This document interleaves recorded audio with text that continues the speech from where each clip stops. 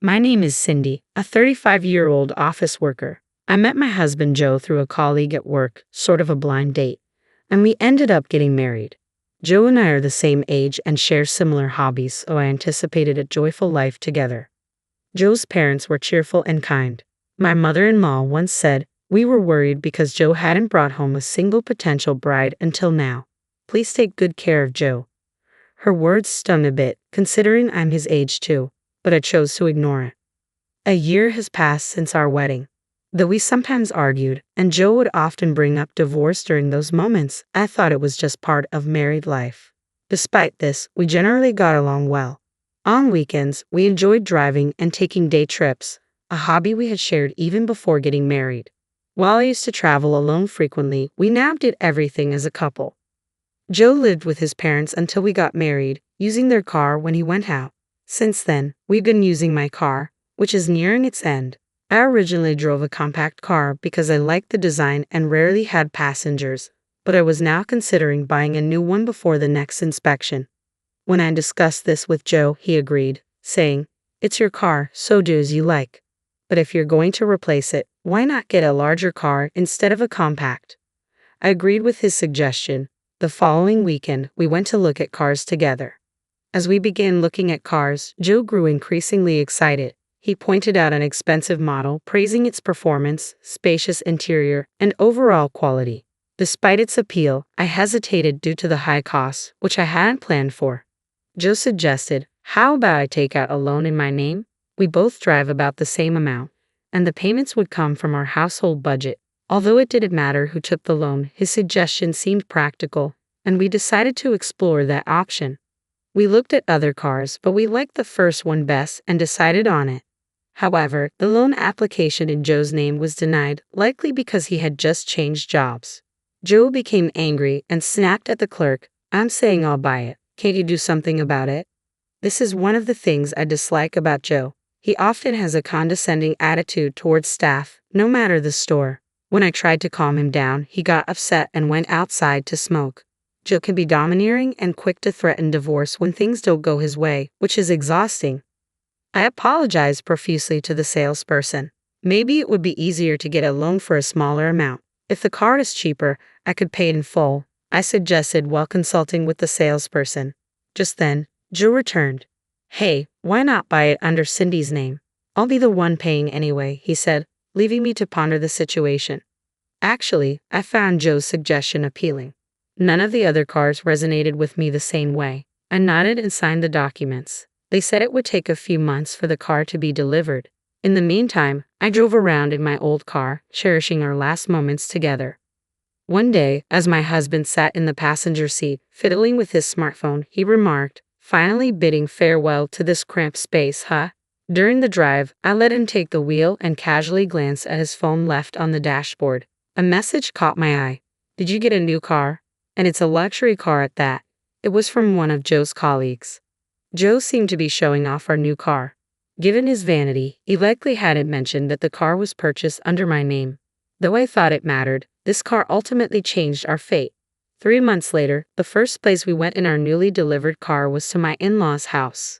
We visited to celebrate my father-in-law's retirement, a visit my husband always emphasized as important to honor his parents. When my father-in-law greeted us, he excitedly examined the car and exclaimed, "So this is the new car. It's so cool." I suggested, "Let's go out together in it next time," to which he responded with delight.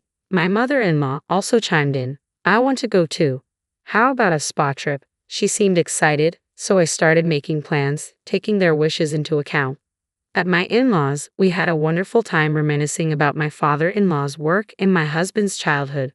One memorable comment from my mother-in-law was, "I really wanted a daughter. I thought it would be fun to go out and share clothes with her, but instead, I gave birth to Big Joe." She then added, "So Cindy, if you don't mind, let's go out together next time." I was thrilled. However, my husband didn't seem to find this amusing. Although my mother-in-law was only joking and hadn't implied he was unwanted, he sulked. Before we got married, I found his pouting cute, but it has become a bit annoying with how frequently it happens. Perhaps because his parents were present, my husband refrained from saying anything, but he often used the threat of divorce to manipulate me into compliance. Despite the tension, we managed to navigate the situation and returned home. The following day, after returning from work, my husband entered the living room and announced, "The luxury car you bought will be a gift for my dad. If you disagree, we might as well divorce, right?" Initially, I thought he was joking and tried to brush it off, but it became evident he was dead serious.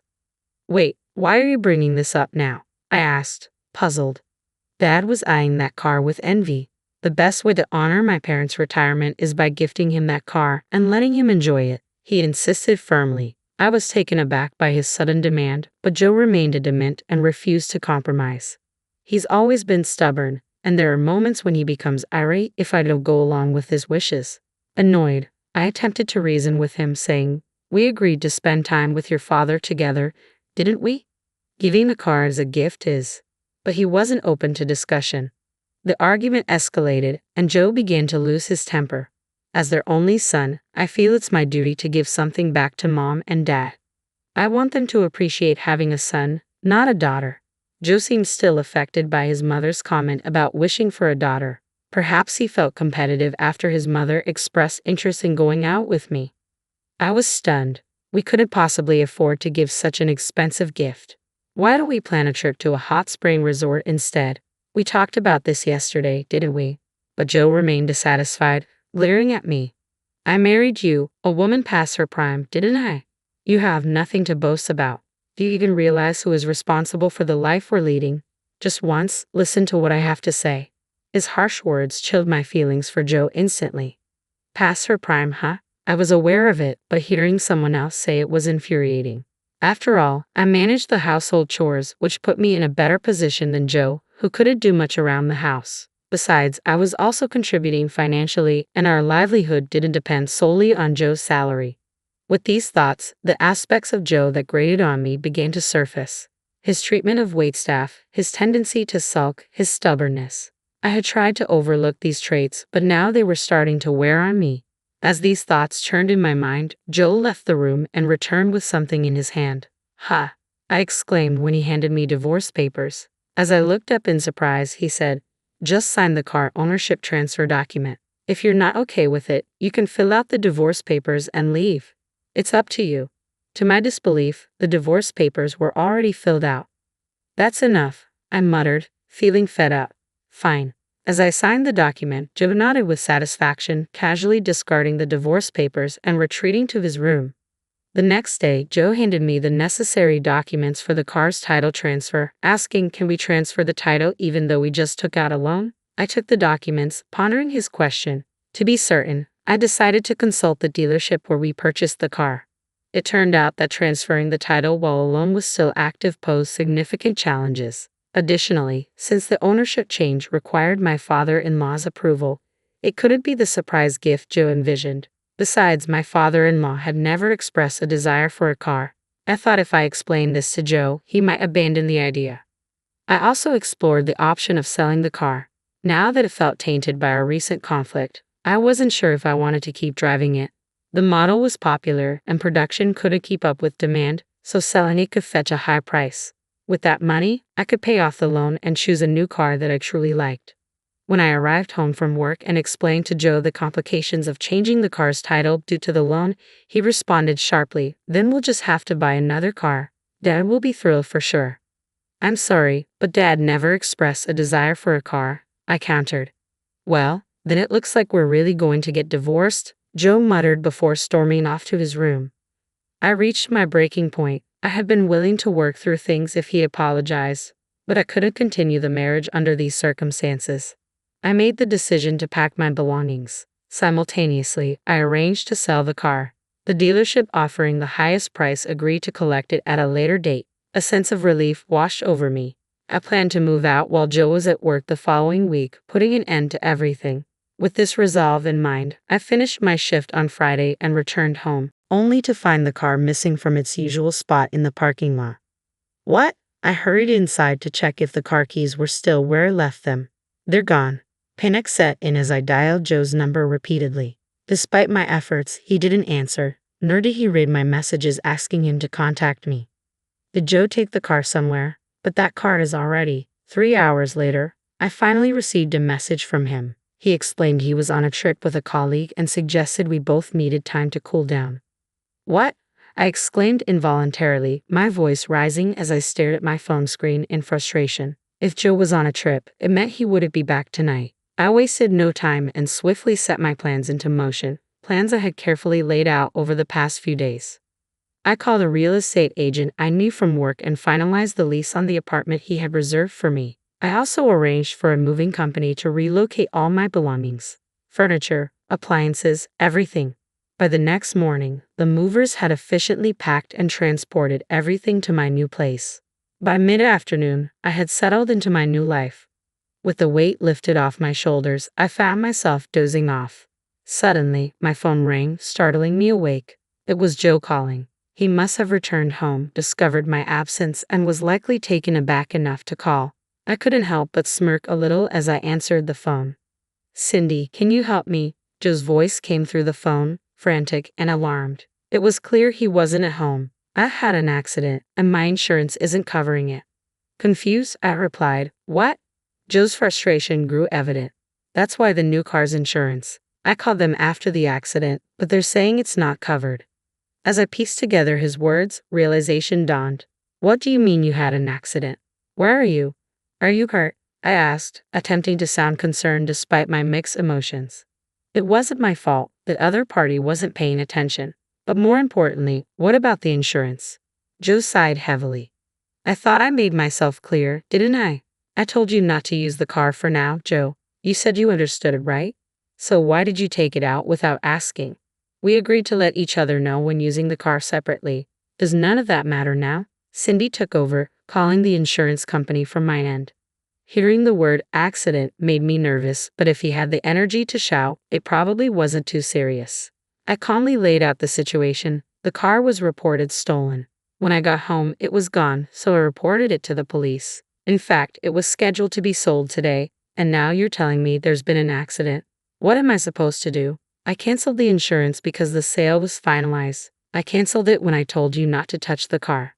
Upon hearing this, my husband, or rather, my soon-to-be ex-husband, began to panic. "Whoa, wait a minute. Even if I was driving our car, it shouldn't be reported stolen, Cindy. Please withdraw the theft report first. I understand about the insurance. We can discuss the financials when I get back home." But I couldn't simply accept his words. "By the way, I almost forgot to mention, you and I are now strangers. I filed for divorce 3 days ago, and it's been approved. Also, I'm not living in that house anymore." He shouted these words over the phone, but I hung up anyway. After hanging up, his calls continued relentlessly, so I eventually turned off my phone to get some peace. The next day, I took a day off from work to organize my room. When I switched my phone back on in the morning, it was flooded with missed calls from my ex-husband. There was even a call around 1 a.m., likely when he returned home. But he was the one who hastily filed for divorce, and he was the one who used divorce as a threat.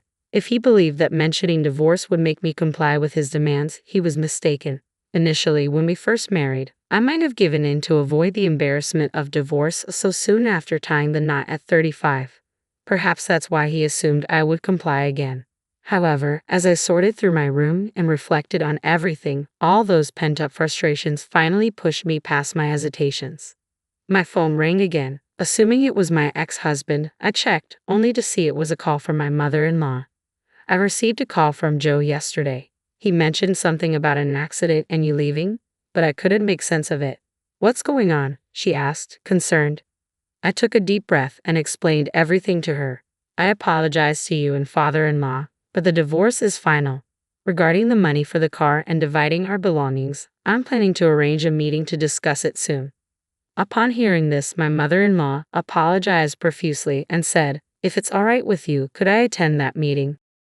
I'm worried Joe might say something unreasonable. I agreed to hold the post-divorce meeting at my in-laws' house. When I visited my in-laws after a long while, I found my father-in-law scolding my ex-husband. My mother-in-law noticed my arrival and invited me into the living room. As expected, my ex-husband was sulking, but a stern word from his father made him reluctantly lower his head. She mentioned that because you only do what you want, her life is in shambles. My father-in-law chastised him. That's when I revealed that I had sought legal advice regarding his constant threats of divorce, which could be deemed emotional abuse. My ex-husband's face drained of color upon hearing this. After some negotiation, we reached an agreement. He would cover the initial costs of the new car and the expenses related to retracting the theft report, with my father-in-law making up the difference. As I was leaving, my mother-in-law expressed regret, saying, "It's a shame we couldn't spend more time together, Cindy." I replied, "If it's all right with you, let's do it again sometime," and took my leave. It turned out that the colleagues my husband had shown off the car to on that fateful day were also present during the accident. They learned everything. The car was registered in my name, we were divorced, and the car had been reported stolen. Gossip spread through his workplace, and he became the subject of ridicule behind his back. Around this time, there was talk of a transfer, which he eagerly accepted due to discomfort in his current role. However, it turned out to be more of a demotion, sending him to a rural area. Expecting convenience stores and laundromats for daily needs, he found nothing nearby. The nearest supermarket was a 30-minute drive away, and there were no laundromats in sight. Recently, Catherine, who had invited me for a meal, expressed hesitancy about asking him how he was managing household chores. She was pleasantly surprised when I agreed to meet her, and now we've developed a close friendship. I'm content now. I've purchased a new car within my budget and enjoy solo trips, just like I did before.